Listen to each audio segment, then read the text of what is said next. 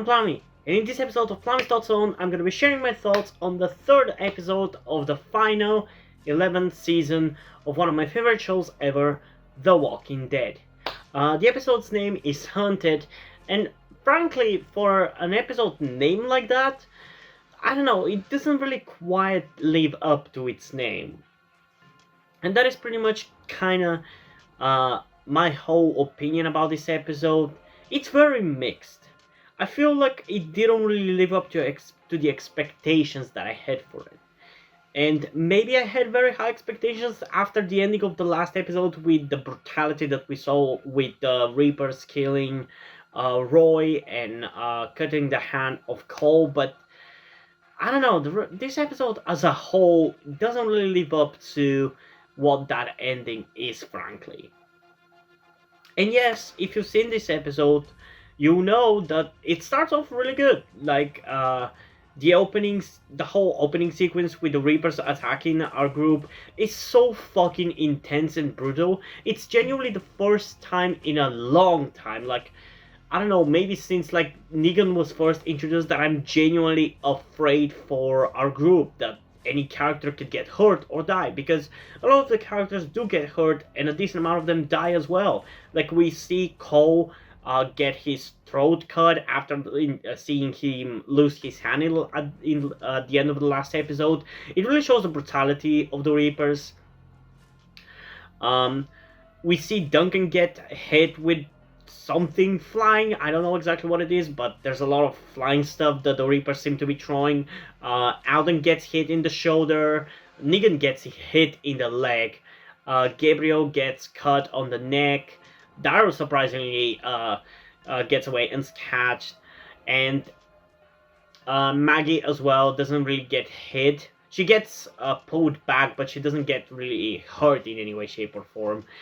And I gotta say, that is really fucking infuriating. Like, I know that our main characters, in this case Maggie and Daryl, are obviously not gonna die from the Reapers, so there isn't too much of a reason to put them in danger of getting killed from the Reapers. But, you know, Negan got hurt. Why didn't Daryl fucking get hurt? Like, I know I'm harping a little bit too much on Daryl, especially with how much I harped on him in my last review of the second episode, but God damn it, at least allow me to have the illusion that Daryl could possibly fucking die. I know he's going to survive, but that doesn't mean don't put him in a situation where he could die. Because, like, he and Maggie are literally the only ones who managed to survive that encounter without getting hurt in any way, shape, or form. Like, come the fuck on. And yeah, it is a really badass sequence with a lot of people getting hurt and two people dying, but frankly, I wish the person who died was actually somebody who I had some emotional attachment to, like Alden or Gabriel. I would have much preferred and think that would have been such a badass death if one of them died there. Especially because I'm pretty sure that by the end of the season, both of them are gonna be dead. And I don't really think that their deaths are really gonna live up to what I had expected. What I think it would have been cool if they died here in this episode. Because like Cole's death is cool and all, and I at least go by the rule that you either have to have an important character death or a cool character death. It's best when you have both of them, but you need to have at least one of those things. And in this case, I guess we had a cool death because he died in a very brutal way.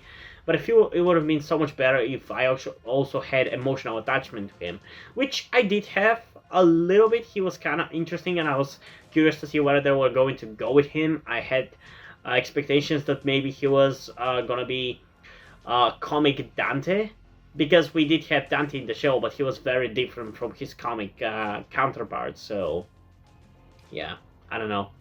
But I guess that's not where that was going. And come on, is anybody surprised in this episode all of Maggie's people are dead? Agatha dies, and Agatha was actually all along the character who dies getting bitten by walkers. I personally thought it wasn't a female character that got bit. I thought it was maybe Daryl, and I know how stupid that is, but I think it would have been fucking cool if Daryl was actually the one to get bit. it would have been so much better. It would have made the rest of the season so much better if he actually got bit, but god damn it, that did not happen. But I didn't think it was a female, but it was apparently. Also, Duncan dies. He gets hit in the beginning of the episode, but he dies a little bit later, and it's pretty sad. One thing I'm gonna commend the writers at least is that they genuinely made me think that maybe the characters were gonna be a little bit more important, or at least have a couple of cool moments to them, because they felt surprisingly badass, and they like felt like our main characters. They felt like they've gone through a lot of shit and they've become hardened and badass, and all of them kind of had a gimmick to them. There's Elijah with the sickles, there's Cole with the cool swords, there's Duncan with an awesome hammer, and there's Agatha with the bow. It feels like they all have like a signature-ish weapon to them. It makes them feel more impactful and memorable. So I'll give them that. They were actually pretty memorable characters, but I thought they were probably gonna be a little bit more impactful, but they, I guess, were just glorified red shirts. Which I guess kudos for that, because their deaths now mean more, I guess. They're more impactful because the characters in general are just more interesting. But yeah. So yeah, I guess let's start from the beginning of the episode and just go over it. So we have the really cool opening sequence with everything going down, like everybody dying and everybody getting hurt and everything. It's a very intense sequence. I will give it that. I really fucking enjoyed it. And I love how we just jumped straight into it. But certain characters not getting hurt really, really bothered me. Then we have the title card, title opening scene. And then, if I remember correctly, we have Maggie just walking through a parking lot. And I just want to point out something that might ruin some things about the show to other people, but it just really stood out to me.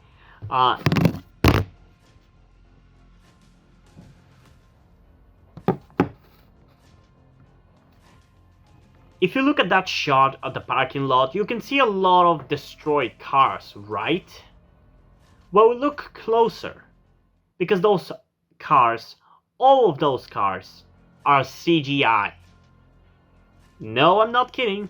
They are fucking CGI. And I frankly, at first, was kind of surprised how I didn't catch that earlier, because they looked real enough before. But they really look very obviously CGI if you really take a closer look at it. Like, all of them as well. And if you think that this is like something you can hold against Season 11, I mean, I'm not gonna stop you at the end of the day. And I wish they used actual cars, because, I mean, come on, how fucking expensive could it be to actually get a bunch of destroyed cars from a scrapyard or whatever and just put them on a parking lot and shoot it? I mean, it's for one scene, so I guess it doesn't need for that to happen. It's a necessary spending, but I think it just would have been better. But this is a thing that The Walking Dead has done before as well. Like, if you look back all the way back to Season 2's premiere, when the herd shows up at the highway, a lot of the cars in the background are actually CGI as well. And yeah, it took me a bunch of rewatches to catch that, but yeah, that's a thing. So you can take that as a callback, I guess, maybe, potentially, but for me, it's something that just bothers me a little bit, you know? But yeah, let's see. Next, she again gets attacked by the Reapers. She gets inside a building for some fucking reason, I guess, to hide from the Reapers. And she actually has a pretty smart plan, so she doesn't get attacked from behind, because she puts a bunch of glass bottles on the doors, so if somebody opens it, you're gonna hear the glass breaking, and she goes up a stairwell. Like, that kind of location is actually pretty cool. I really enjoy that, and I really enjoy the fight that she has there with the Reaper, that as she is lighting her lighter, because she lost her flashlight because of a walker that attacked her. As she lights the lighter, there's a Reaper that shows up right behind her, and it's really fucking cool and scary.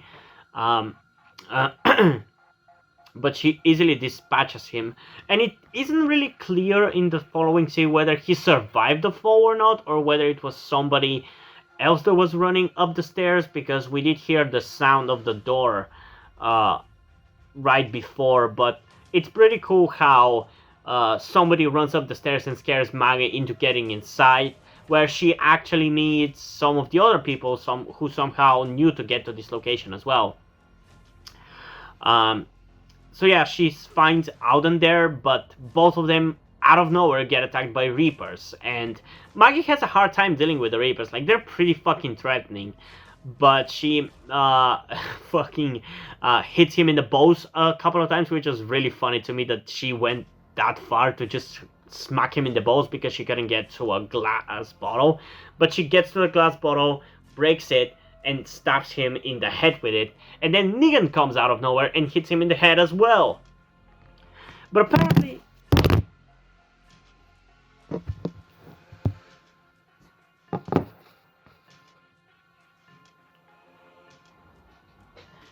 But apparently, the Reaper isn't dead from that, because in the following scene, Maggie goes to help Alden by throwing a knife in the back of the other Reaper, who out of nowhere just pulls out a flashbang grenade and throws it behind him, and that kind of distracts Negan and Maggie. And when they stand up, both of the Reapers are gone, both the one who got stabbed in the head and the one with the who got stabbed in the back. Both of them escape. So not only are these guys fucking brutal, they're fast, and they're very hard to take down. Like, that's the ingredients for some really cool enemies. I'm really curious to see where they're going to go with the Reapers and how exactly they're going to defeat them, because they're very tough opponents, you know? Like, they're kind of similar in concept to both the Whisperers and the Wolves, but they're so much more brutal and fierce than both of them, you know? Because in both cases, the Reapers and the Whisperers both use masks, and all three of them use knives to kill, for the most part. But the Reapers are just on a whole different level, because not only do they use masks, but they're fast, they're brutal, and they're just very hard to take down. Like, in this episode, how many people do we lose to Reapers? We lose Cole, we lose Duncan to Reapers, Alden gets stabbed, Gabriel gets stabbed, Negan gets stabbed, Elijah is taken apparently, Daryl might be taken as well. And how many Reapers did we kill in this episode? Zilch. As far as we know, zilch of them died. Maybe one, or... I mean, it's not really clear whether the guy that Maggie pushes down the stairs is dead, because somebody does run up the stairs afterwards. But at best, that's like the only Reaper that died. Or maybe the one with the glass bottle in the head. Like, at the very least, we haven't seen one of them die, so that's pretty good track record, frankly. It really makes them terrifying. And I love how in the following scene, Negan spells it out like it is, saying that these people showed us exactly how insane they are. We can't be on any road because they can attack us. Like, he has been in this role, being the villain, so he knows exactly how these villains work. And I love how Maggie at least somewhat listens to him in that moment, but again with the plan that, because Negan asks her to reconsider the plan. Like, what even is the plan? Just go and attack these people, this group of people who are clearly fierce and very hard to deal with. And at this point, who are you even going to attack them with? You lost like half your crew in this episode. You lost Cole already. Elijah is God knows where. And as far as you know, the rest of them are dead. And as we see in the following scenes, Duncan dies, Agatha dies as well. So who the hell are you going to use to attack the Reapers even? Don't you think at this point it's fucking stupid to continue? Like, you weren't going to defeat the Reapers with the whole group that you had, and you have already lost like half of them. So why do you think you have any chance of defeating the Reapers? It's beyond me, frankly. So yeah, afterwards we find Duncan who dies. We get Agatha who she also later dies, getting eaten by walkers. And we actually have a really interesting scene with a really cool walker, definitely a memorable walker. And I swear that's probably an animatronic of a walker because I don't think that would be a person. But it's a really cool walker, mainly because of the way it moves, I guess. Because it's a walker that is burned to a crisp and tied to a tree, and it's just so cool how, as Negan gets close to it, the walker is just like, the way the bottom part of its mouth moves is really fucking cool to me. It's really creepy and terrifying. I like it. I like it. One aspect of this episode before we continue that I really want to appreciate and show you so you can guys appreciate as well is how well it shows the brutality of the world at this point, because it's been like 10 years at this point of zombie apocalypse, like more than 10 years, like 12 years at this point. And the shit that our main characters have to deal with nowadays really makes the stuff that they had to deal in like season 2, season 3, hell, even season 4 and 5, and even 6 and 7 and 8, makes it feel like child's play, frankly. Like, the saviors were nothing compared to the Whisperers and especially the Reapers. I really like how the show shows the brutality of the world at this point. And it's also kind of weird at the same time because I thought that 2 years or even in season 9, 4 years was deep into the zombie apocalypse. But at this point we're like 12 years in and it's only just beginning. It really feels like it's only just beginning. Like God knows how much crazier groups will pop up 10 or 20 or 30 years from now. But yeah, I really like how it shows the brutality of the world at this point, especially in comparison to the Commonwealth with its society. That's going to be a very interesting comparison that you can make for this season, where the first half would show how brutal this world has become 10 plus years into the zombie apocalypse, and on the other hand, it's going to show how there's still society 10 years into the zombie apocalypse. I just really like that. It's a really cool parallel right there. Okay, so we covered that. We also have to cover the scenes in Alexandria, but I'm gonna do them last. Frankly, I just want to get done with the Negan and Maggie stuff because there's actually not as much as you would think of those things in this episode. Because after Duncan and Agatha are also dead, we have Negan, Alden, and Maggie surviving on their own, and they apparently find a church to shelter in for a little bit because Alden is hurt from that fight with the Reapers earlier. And there's some really interesting interactions here between all three characters, with Alden telling Maggie why he joined Hilltop and left Negan and the Saviors. That was a cool moment, but what was probably my favorite moment in that whole interaction, and that was also very infuriating, was the moment where Maggie was for some reason blaming Negan for the situation that they're in, as if it's in any way his fault that the Reapers attacked or that Alexandria is destroyed. It's like she's still thinking in terms of like the saviors and the communities fighting them.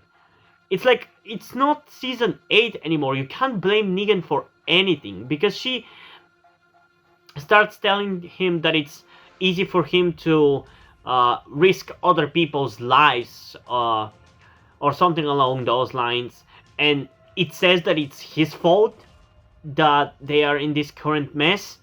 Like, how, in what fucking universe is it Negan's fault? He didn't destroy Hilltop. He shot like one arrow, so you can't even blame him for that, but like, he didn't destroy Hilltop, he only shot one arrow. He definitely did not destroy Alexandria, because at that point he was with the group, so they had left Alexandria at that point. Um, he didn't ask or give you the idea to go and attack the Reapers. That was your plan, Maggie. So I don't understand where the fuck is that coming from her. What makes her say that? I feel like her biases against Negan are again blinding her judgment, and because she can't deal with the emotional weight of having to leave Alden behind, she lashes out at Negan, blaming him, even though he's the most innocent right now, frankly. But I really love how he just shuts her up, saying, "But you still have to decide." It's such a cool line to say back to Maggie, because she's trying to take the weight off her shoulders by blaming Negan, and he just throws it right back at her. That was a really cool moment right there. And then the episode just kind of ends there.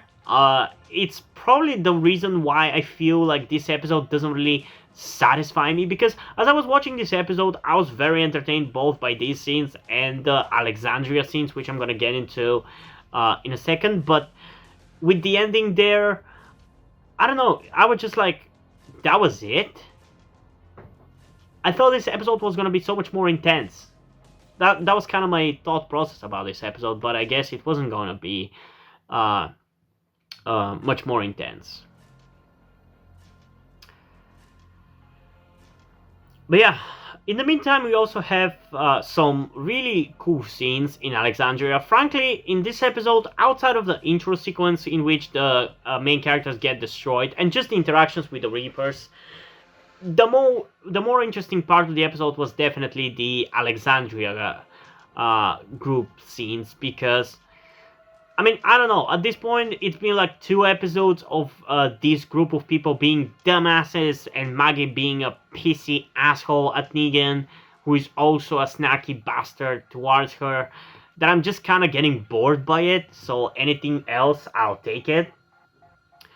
But yeah, we have some really cool moments with the Alexandria gang. Getting out of Alexandria on a hunt for horses who apparently have escaped from Alexandria. We have a really cool moment where Rosita, Kelly, Magna, and Carol see the horses run in front of them during a sunset, which is a really beautiful shot, frankly, and I really like that. Like, you do need some moments of levity and happiness in even in a show like this, because that makes the darker moments that much more impactful, you know. So it's a nice little moment, but afterwards they find one of the horses eaten, I think. I'm not sure whether that horse died at that time, because I don't believe the walkers would be able to rip it apart that quickly, but they find pieces of a horse. And Carol is still adamant about going to catch the horses, because she still feels responsible not only for what happened to Connie, but also for what happened to Alexandria. So she's trying her hardest to fix everything. And I really, again, we have a really cool moment, and probably my favorite interaction, and frankly the first interaction between Magna and Carol, with Magna going to Carol and hugging her. Like, that was a surprisingly emotional moment, frankly, and it wasn't really corny at all. It really felt earned and natural in the way it was done, with Magna just walking up to Carol and hugging her, because she knows that she feels bad for what happened to Connie. And it really shows growth for Magna. I just wish we kind of got to see that growth, I guess. Because right now I can't really pinpoint a reason about why she is suddenly not as hot-headed as she used to be, but I still like how after her being a bitch to Carol in that cave episode in season 10, she is now calm enough to just go up to her and hug her to calm her down. And that really helps Carol, you know, but she still decides to go and catch the horses. And that whole sequence with them going to catch the horses and then penning them in paddocks, it was really nice. It was shot in a really beautiful way, and it was a really nice contrast, both visually and tone-wise, with the darker stuff that we had in the rest of the episode. At first, it feels like a tonal whiplash, and I've seen a lot of people have that opinion, but I think it ultimately works. But yeah, I really enjoyed them catching the horses. Although I definitely did not expect what happened to one of the horses at the end with Carol killing it for food. Like, I did not see that coming. I was confused about what Carol was going to do with that horse. Until I saw that they made food for it, like they showed food afterwards, which was to imply that they killed it for food. I thought that maybe Carol was kind of going insane or something, but I guess maybe that was the plan for them to kill one of the horses for food. And as I mentioned in the last episode's review, there's a couple of callbacks in every single episode, frankly. I haven't caught all of them, but in this episode specifically, there was a callback to back in season 5 when Daryl and Aaron were trying to catch a horse called Buttons, and Aaron reminds us about that, and it's a cool callback. Like, I appreciate the callback and everything, but I feel like the dialogue, specifically the way he mentions Buttons, doesn't really work for me that much. It's not like a bad callback or anything, but I feel like it could have been better, because he literally just tells to Carol, me and Daryl tried to catch a horse that one time, and it didn't really work that well for it. I feel like it could have been a more creative dialogue there. And we also had another callback with Rosita mentioning to Carol that she dreamed about Abraham. Like, it's very fucking weird to mention a character that has been dead for 5 seasons now and 5 years now, out of nowhere, after not mentioning him for at least 3 seasons or 4-ish, because I'm pretty sure he hasn't been mentioned at least since season 7. But it's still appreciated, although again, it just feels kind of forced because it's the last season, so we gotta have all these callbacks and everything. It doesn't feel like it was planned for the story. It feels like it was forced into the story in a way. It's still fine, and I appreciate it, but it doesn't feel like they came up with those callbacks naturally. It feels very shoehorned in a way. And yeah, I'd say outside of the intro sequence, probably my favorite scenes were definitely the scenes with the kids. Because the intro sequence is badass and all, but I really enjoyed the scenes with the kids, with Gracie, RJ, Herschel, and Judith just sitting around and playing cards and talking about their families and everything. That was so nice and cute and adorable, and I love it. Although I wish Gracie had at least one line, because out of all the kids, she was the one to not say anything. Herschel got a lot of lines, which makes sense. Judith got a lot of lines, which makes sense. Even RJ got one line, but Gracie got no lines. Come on, she would say at least one thing there.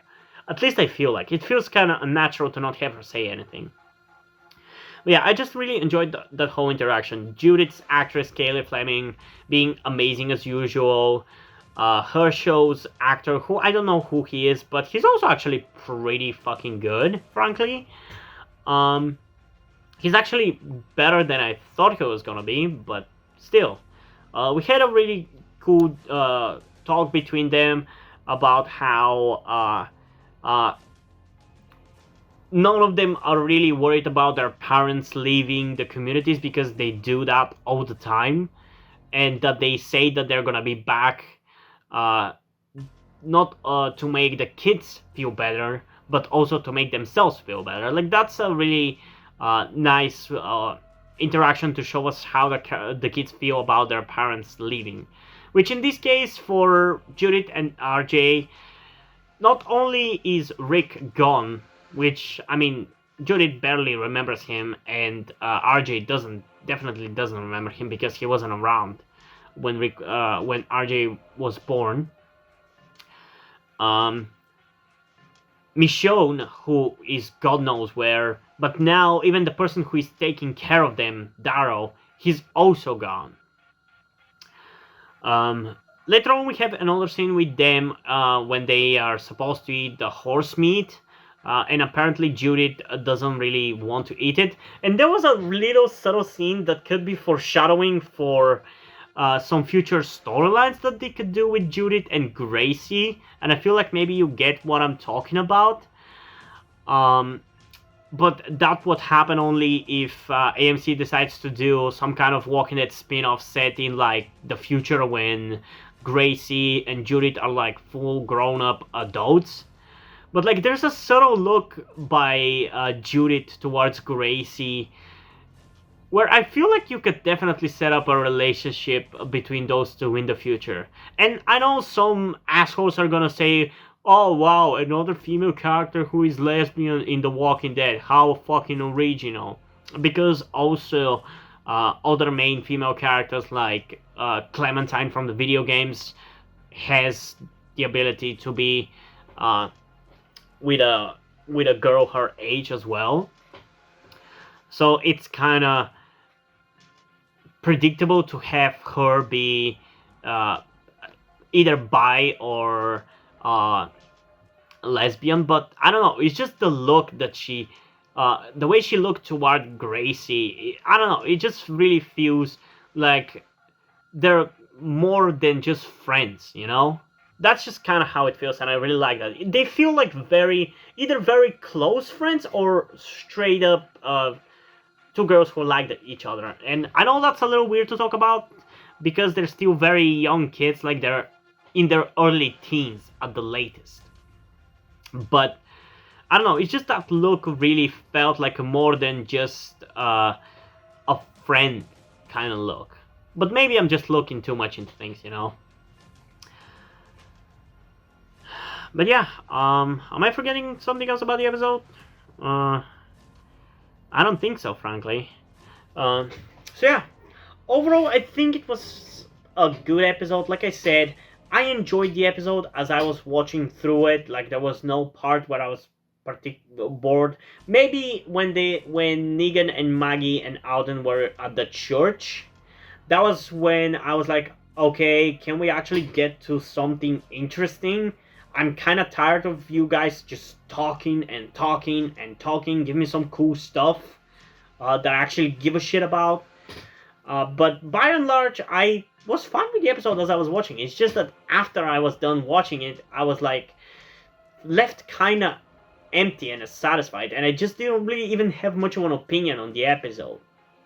Afterwards is when I started to get a little bit more pissed off about the episode, but at first I was just kind of left underwhelmed. And that's kind of how I feel about the episode, ultimately underwhelmed. It has a cool opening, but that's kind of also a big part of the problem with the episode because it literally goes downhill from that point onwards. Everything else doesn't really live up to the excitement and craziness that the opening, like not even a minute, uh, is. We also have a bunch of action scenes later on with the Reapers, but in the second half of the episode, it just kind of loses me. It really slows down in pacing. It's pretty much only saved by the Alexandria scenes and pretty much the Alexandria scenes with Carol and Co. and Judith and the kids. Those were the best scenes of the episode outside of the Reaper fights. Because I really didn't give a shit about the deaths of Duncan and Agatha and the interactions between Negan and Maggie. Because at this point, they're really getting stale. It's been 3 episodes. I think at this point, we need to solve that issue because I'm starting to get bored by it. But yeah, in terms of a rating, I think I'm going to give it an 8.4 out of 10. I think it's better than episode 1 because it just has more intense action scenes and just more different stuff that I like, because comparatively in episode 1 there's only like one big moment that I really enjoyed, while in this episode there's a couple smaller moments but still very impactful that I really enjoyed. But ultimately I'm still disappointed compared to about this episode. I feel like it could have been much better. I feel like with the premise that it had of them being hunted by the Reapers, it could have been a really cool episode where they get hunted throughout the whole episode, maybe even. But yeah, I don't know. I don't know. It's not my job to write this show. I can only judge on what they've done, and whether it works for me or not. Because I personally tried not to judge story choices and story directions that they choose to take the story in, because I wouldn't like somebody doing that for my stories. Because for those of you who don't know, I am also a writer. I have an ongoing zombie story called Dead Inside, and I wouldn't like somebody question me about why am I doing this with these characters? Why am I having them go in this direction instead of judging whether they enjoyed what I wrote?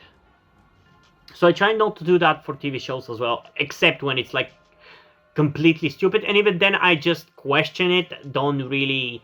I try to at least not judge it. I just question it, not really judge it. I feel like. But yeah, overall it was decent, but it could have and should have been better, is how I'm gonna end this review about this episode. But yeah, before we end this video though, I want to give a huge thanks to my two Patreons, Omari Bridgman and White Shadow Wolfie. If you want to join those two people on my Patreon, you can do that by going down in the description and clicking on the link to it. And there isn't really any tier created specifically for you guys who enjoy my Walking Dead content, because there isn't any Patreon exclusive Walking Dead content, frankly. But I would really still appreciate if you would support me over there. Maybe you'll find some interest in some of the other perks that are offered on the different tiers, or maybe you just want to support me generally, so I can continue doing these videos and doing them maybe even more frequently. Because you can do that on Patreon as well. There's like the lowest tier, which is like at $2, is just for general support, and you don't really get any perks, except maybe giving a thank you mention in my videos, but that's pretty much it. And yeah, hope you guys enjoyed this video, and if you did, please leave a like and subscribe. Also, check out the description to my Twitter if you want to follow me over there, and to my Wattpad where I post my stories, because in addition to doing all these videos on my channel, I'm also a writer. And if you enjoy my stories, or you simply enjoy my videos, you can head over to Patreon where you can pledge support and help get the channel going, help support me so I can keep writing the stories you enjoy. But if you don't want to do it, that's completely fine. You can still help me out in other ways, like liking this video, subscribing to the channel, and especially sharing this video with somebody who you think might enjoy it. And I think it's pretty much it for this video, so hopefully I'm gonna see you in the next one. Bye!